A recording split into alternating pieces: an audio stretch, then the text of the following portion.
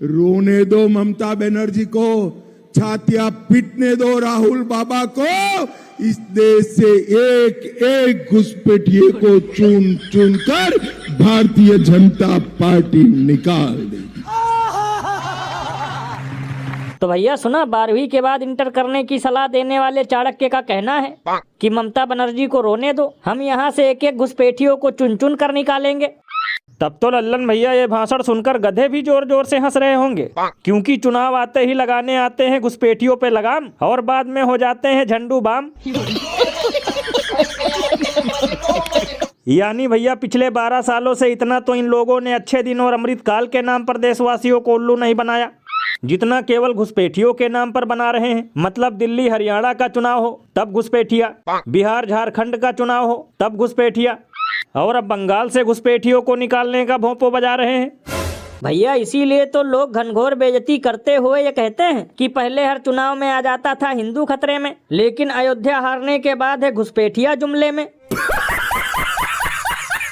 यही नहीं, अभी और सुनिए। मतलब भैया बेवकूफ बनाने की भी हद होती है। बताओ, कई सालों से सीमा हैदर भारत में रहकर दे दनादन जनसंख्या बढ़ा रही है, शेख हसीना बिरयानी खा रही है, ये दो घुसपैठिए तो इनसे निकाले नहीं जा रहे और दावा करते हैं चुन चुन कर निकालेंगे। ये बिल्कुल सही कहा आपने। इससे अच्छा तो होली और दिवाली में फ्री सिलेंडर देने वाला जुमला फेंक देते, क्योंकि बाद में कौन सा देना है।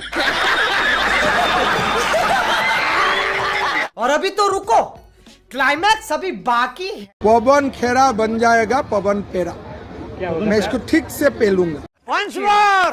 Once more! Once more! पवन खेरा बन जाएगा पवन फेरा, मैं इसको ठीक से पेलूंगा। तो भैया सुना, हिमंता बिस्वा शर्मा तो सड़क छाप टपोरियों वाली भाषा का इस्तेमाल कर रहे हैं कि मैं पवन खेड़ा को कायदे से पेलूंगा।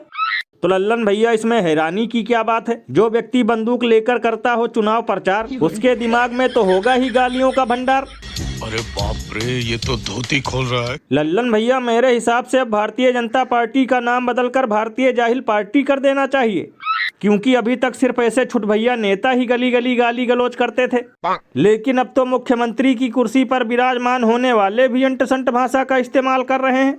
मतलब रुपए से ज्यादा तो आजकल इन लोगों की राजनीति का स्तर गिर चुका है। भैया इसीलिए तो इस पर महान कवि बाबा लपेटू दास ने कहा है कि जो पार्लियामेंट को समझते हो घर की मुर्गी दाल बराबर, उनके नेता तो बाहर गाली बकेंगे ही दबाकर।